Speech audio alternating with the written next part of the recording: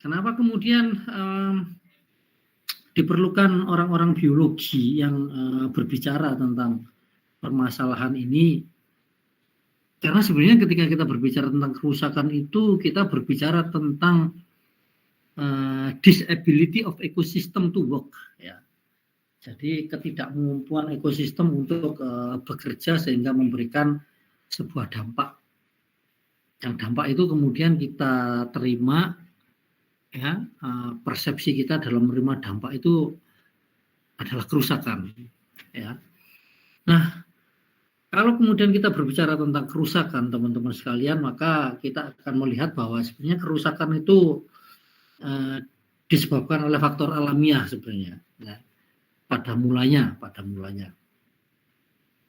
Tetapi kemudian kehadiran manusia yang populasinya semakin banyak dan dihadapkan pada sebuah kepentingan bahwa populasi manusia tersebut harus survive, gitu ya, harus sustain, maka terjadilah pemanfaatan sumber daya alam yang cenderung eksploitatif. Nah, ketika kemudian ada sebuah pemanfaatan sumber daya alam yang lebih eksploitatif, maka sebenarnya titik-titik bagi masuknya kerusakan itu sebenarnya sudah mulai muncul. Nah, sehingga sebenarnya penanggulangan dampak itu sebenarnya kita harus berbicara pada aspek bagaimana hubungan manusia, ya, sebagai makhluk hidup, ya, manusia sebagai individu, manusia sebagai populasi itu dengan lingkungan sekitarnya. Ya, bagaimana kemudian kita mencoba memahami hubungan ini kemudian memberikan sebuah dampak. Dan bagaimana kemudian kita akan mengelola dampak. Nah, ini sebenarnya core dari ekologi sosial, ya. Intinya dari situ. Nah, kalau kita berbicara kita gitu ya, sebagai mahasiswa biologi saat ini, ketika kita berbicara lingkungan, maka dalam perspektif mahasiswa biologi itu kita banyak belajar, kita banyak mengeksplorasi, kita banyak memahami tentang aspek-aspek biologi, geologi, kimia, fisik, atau aspek-aspek natural sciences lainnya. Dan kita katakan bahwa kita memang sangat terampil gitu ya. Jadi mahasiswa biologi itu mempelajari berbagai hal, mulai dari semester 1, semester 2, 3, 4, sehingga kemudian mahasiswa biologi mempunyai sebuah pemahaman yang komprehensif. Apa sih sebenarnya alam sekitar kita itu? Oh, bahwa ternyata ada sebuah individu manusia dengan lingkungan sekitarnya yang terdiri dari faktor fisik, abiotik, dan faktor biotik. Ya, dan kita mempelajari bagaimana kemudian interaksi tersebut. Kita melakukan sebuah pengukuran sehingga kita mendapatkan informasi tentang struktur populasi, tentang komposisi, tentang interaksi antar organisme, antar populasi. Ini kita sangat terlatih, ya. Nah, tetapi ketika kita berbicara tentang lingkungan, kita tidak hanya berbicara aspek-aspek biotik dan abiotik, ya. Kita berbicara juga tentang aspek sosial, budaya, ekonomi, spiritualitas. Ya, kenapa? Karena bisa jadi dahulu ketika ilmu biologi dan ekologi berkembang pertama kali, everything is okay gitu ya. Semua hubungan itu ya harmonis saja, tidak ada sebuah kerusakan. Dan hubungan-hubungan itu sebenarnya adalah representasi bagaimana komponen-komponen kehidupan, ya, baik faktor biotik maupun abiotik itu bekerja. melakukan relasi satu sama lain. Nah, tetapi saat ini kita pahami bahwa ada eksternalitas ya, aspek-aspek eksternal di luar aspek biotik dan abiotik itu yang bekerja sangat powerful gitu ya, bekerja sangat kuat dan mengganggu sistem tersebut. Nah, eksternalitas ini antara lain adalah kehidupan sosial manusia, ya, budaya-budaya manusia, kepentingan ekonomi manusia, perspektif manusia, pandangan manusia terhadap kekuatan dalam kehidupan. Nah, bagian ini yang kita tuh unskilled, ya, tidak banyak terlatih, ya, tidak banyak terlatih. Nah, sebenarnya ekologi sosial itu salah satunya adalah meyakinkan pada mahasiswa biologi bahwa Anda harus mempelajari tentang sisi-sisi sosial, sisi-sisi budaya, ekonomi, spiritualitas. Untuk apa? Ya, untuk memecahkan serangkaian permasalahan seperti pada gambar ini. Permasalahan tentang pencemaran, tentang eutrofikasi, tentang kekeringan, tentang limbah, sampah, dan sebagainya. Karena ini problem kita sebenarnya. Ya. Ini adalah representasi problem kita. Nah, kalau mau dites gitu ya, tes case, sebenarnya teman-teman biologi harus bertanya pada diri sendiri. Apakah teman-teman cukup familiar dengan isu-isu pemanasan global? Apakah teman-teman cukup familiar dengan isu-isu kemiskinan, tentang gender, tentang SDGs, tentang ya banyak isu lah gitu. Ada fair trade, ada WTO, krisis pangan, ada banyak hal gitu ya. Nah, Pak Lukman tadi itu baru dari Surabaya, kemudian bergabung dengan Muskerbank, Prof, Musyawarah Kerja Provinsi ya. Nah, itu pembahasannya itu ya kira-kira hal ini ternyata pemerintah kita ya dalam konteks ini tadi diskusinya di Jawa Timur, bagaimana pembangunan di Jawa Timur ini ke depan ini tidak memberikan dampak pada lingkungan. Bagaimana kemudian Jawa Timur ini tidak memberikan kontribusi pada pemanasan global. Di Jawa Timur kan banyak pabriknya. Gitu. Bagaimana kemudian pabrik itu harus didorong lebih efektif, efisien, menggunakan energi. Berapa tutupan vegetasi yang seharusnya ideal? Nah, kayak gitu-gitu itu kan mungkin secara klasikal tidak dipelajari di biologi ya. Tetapi ini tantangan ke depan, ya, tantangan ke depan. Tadi dibicarakan juga tentang kemiskinan. Bagaimana kita mengendalikan kemiskinan, gitu ya? Mengapa terjadi kelaparan? Sementara konon katanya kita adalah negara mega biodiversity countries. Semestinya pangan itu banyak, sumber dayanya banyak. Nah, kenapa kemudian kita gagal untuk memanfaatkan itu? Dan sebagainya dan sebagainya. Ya. Nah, coba nanti ini menjadi pertanyaan-pertanyaan yang challenging ya. Jadi teman-teman biologi, kalau Pak Lukman selalu pesan prinsipnya Anda memang mungkin belajar tentang biologi sel, tentang molecular biology, tentang genetics, fisiologi, atau ilmu-ilmu biologi lain, biologi, microbiology. Tetapi saya pesan Anda jangan ketinggalan informasi ya. Isu-isu tentang pemanasan global, tentang nasib dunia di masa mendatang. Ya. Nah, kenapa?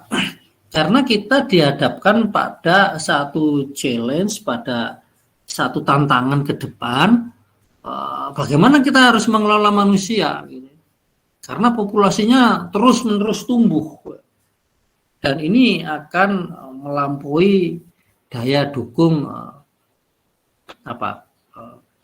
planet bumi ya, dalam menyediakan sumber dayanya. Nah, pernah diberikan sebuah model ya, skenario gitu ya. Bagaimana sebenarnya pertumbuhan populasi manusia ya. Kalau dilihat di gambar ini teman-teman, population growth ya, populasinya tumbuh. Itu nanti pangan pasti ikut naik ya. Industrial outputnya ikut naik, beban polusinya ke lingkungan juga akan naik. Nah, kenaikan tersebut itu nanti pada satu saat itu akan turun, gitu ya. Kenapa kok turun? Karena resource-nya itu juga turun karena eksploitasi yang berlebih. Kita sebenarnya tidak menginginkan ya, dari rapat-rapat di mana itu ketika kita berbicara tentang pertumbuhan ekonomi, pertumbuhan kawasan, penurunan itu dihindari penurunan itu. Ya, penurunan ekonomi itu dihindari. Kita ingin ekonomi kita maju terus kan. Manusia juga tidak ingin punah gitu kan. Populasi manusia jangan punah. Gitu. Tapi ya jangan tumbuh terus gitu. Nah, bagaimana situasi-situasi seperti ini kemudian kita cari sebuah jalan win-win solution-nya. Ya. Nah, jadi problem itu kalau teman-teman ketahui memang overconsumption. Ya. Ada konsumsi tentang pemanfaatan lahan, air, gitu ya, kemudian energi, produksi pangan itu meningkat. Kita selalu berasumsi bahwa peningkatan itu harus diimbangi kebutuhannya antara lain dengan mengembangkan teknologi. Ya.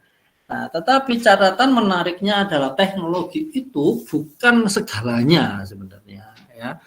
Nah, butuh sebuah sentuhan-sentuhan sosial, sentuhan-sentuhan spiritual yang mengendalikan bagaimana kemudian konsumsi tersebut itu tidak eksploitatif. Ya. Nah, jadi kalau gambar-gambarnya sering dimodelkan seperti ini, kira-kira tahun 1900 dulu itu manusia itu mempunyai space, ya, kira-kira satu orang itu mempunyai space 7,91 hektar, gitu ya. Nah, kira-kira nanti tahun 2050 space orang itu kemudian menjadi 1,5 hektar saja lah. Gitu. Ini average global. Apakah ini sudah terbukti dan teramati? Ya sudah. Kalau teman-teman pergi ke luar negeri begitu, maka populasi penduduknya itu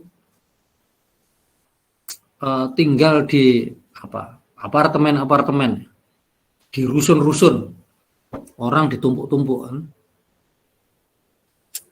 Teman-teman juga harus memahami juga bahwa contoh gitu ya, orang-orang asli yang ada di Jakarta misalnya, penduduk Jakarta yang asli, itu ketika mereka tumbuh besar dan bekerja, salary-nya, gajinya bisa jadi itu tidak bisa untuk membeli aset properti di Jakarta.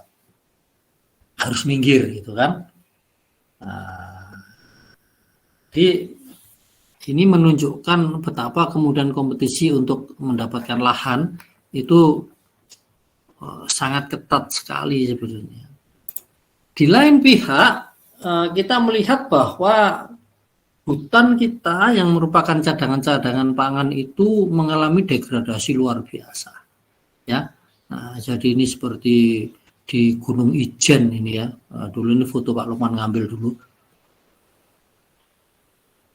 Itu gunungnya itu dulu bagus, tapi kemudian karena eksploitasi berlebih, karena ada keinginan untuk membuka lahan, ya kemudian terjadi kebakaran. Nah, ini Ranupani ya. Kalau teman-teman pergi ke Bromo Tengger Semeru, daerah Ranupani. Ini dulu danaunya itu Palman masih ingat, ini agak bulat begitu. Tapi ini diambil kira-kira tahun berapa ya? 2010-an mungkin ya. Ini sudah terjadi sedimentasi. Sekarang ini sudah tertutup lagi, sudah mungkin tinggal separuhnya. Nah, kenapa ini terjadi? Ya karena intensifikasi dan pemanfaatan lahan berlebih di sekitar desa di atasnya yang tidak terkendali. Nah, kayak begini ya. Nah, ini teman-teman tuh harus sering keluar untuk melihat fakta-fakta lingkungan, melakukan analisis ya, mengenali problemnya, bahwa kebutuhan pangan itu kemudian akan mendorong intensifikasi pertanian.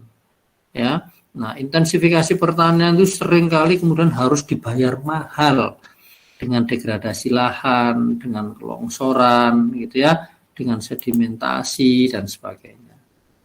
Nah, ini gambar-gambar selanjutnya ini sebenarnya nanti saya share. Ini hanya menunjukkan pada kita aja bahwa bagaimana kemudian konsumsi energi itu semakin naik. Nah, ini juga challenge sebenarnya. Bagaimana kemudian kita mengembangkan energi-energi alternatif, ya? Energi-energi alternatif lah itu harus dikembangkan. Nah, ini akhirnya dampak ya, teman-teman mempelajari tentang bagaimana keterkaitan antara industrialisasi, energi, kemudian efek rumah kaca gitu ya. Juga aktivitas manusia itu pada akhirnya nanti akan memberikan kontribusi bagi perubahan siklus nitrogen global, sehingga kemudian terjadi dampak-dampak ikutan. Nah, kalau kita lihat memang ini kemudian aktivitas manusia memang yang berlebih ya, yang kemudian itu menghasilkan sebuah luaran-luaran bahan pencemar yang kemudian akan memberi beban ya pada lingkungan sekitar kita. Kalau ya kegiatan manusia terhadap penambahan karbon dioksida itu sudah sangat jelas karena ini adalah bagian dari industrialisasi. Ya, nah, jadi ini catatan-catatan ya teman-teman, bagaimana challenge kita ke depan ya. Jadi kalau misalnya sekarang ini kita yang terutama yang kalau saya lihat tadi itu mulai dari Surabaya sampai Malang ini kan hujan deras ya. Di Malang itu terutama juga sering banjir gitu ya. Nah, ini sebenarnya adalah sebuah akumulasi dari dampak bagaimana kita memanfaatkan lahan sekitar kita ini tanpa sebuah perencanaan yang jelas. Kita lebih mengedepankan eksploitasi pemanfaatan lahan sehingga kemudian terjadi ketimpangan pembangunan juga atau akhirnya sehingga dampaknya ini sekarang ya yang seperti yang kita rasakan gitu ya. Seingat saya dulu di Malang itu sangat indah, sangat tenang gitu ya, tidak ada macet dulu. Tetapi ketika UB ini kemudian berkembang sangat pesat, ya kemacetan terjadi di mana-mana kan. Perumahan untuk kegiatan industrialisasi, untuk kos-kosan, untuk kegiatan ini berkembang sangat pesat, akhirnya kemudian banjir, masalah-masalah lingkungan ini ya muncul gitu ya. Nah, teman-teman ini bisa melihat semua, nanti dibaca aja sendiri, saya share. Ya termasuk juga sekarang ini kan tidak jelas juga ya, sebenarnya ini kan sudah musim kemarau sebenarnya, sudah mulai hujannya berkurang.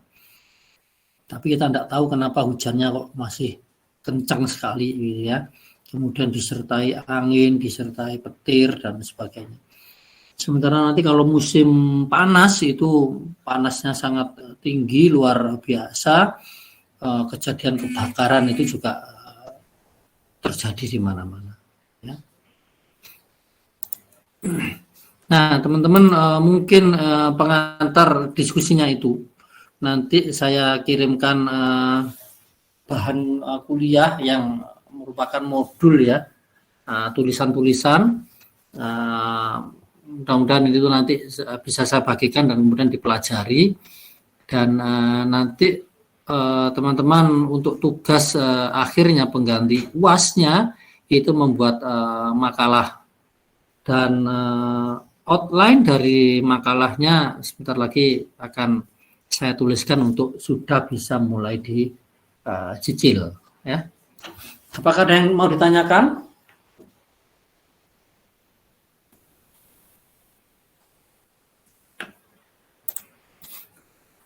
Tidak ada? Baik, kalau tidak ada, saya akhiri sampai di sini. Terima kasih atas perhatiannya. Assalamualaikum warahmatullahi wabarakatuh. Selamat sore. Waalaikumsalam.